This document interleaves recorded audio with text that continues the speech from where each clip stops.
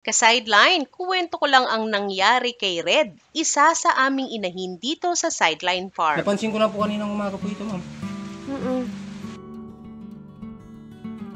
Late na naming napansin na may pigsa pala si Red. Nasa ilalim kasi ng tenga kaya hindi agad nakita. Nang makita ni Kuya Makoy, malaki na at hinug na ang pigsa.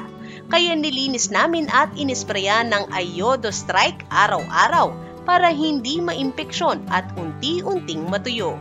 Kung hindi buntis ang kambing ka-sideline, pwede rin tayong magbigay ng Oxyvet LA, isang long-acting antibiotic na tumutulong labanan ang bakterya at pigilan ang pagkalat ng anumang impeksyon.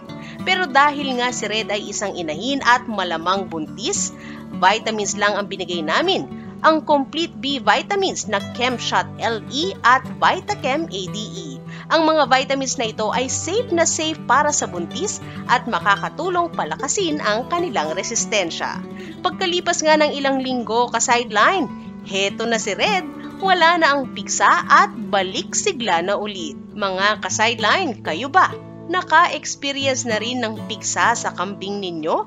I-share sa comments ang naging karanasan ninyo.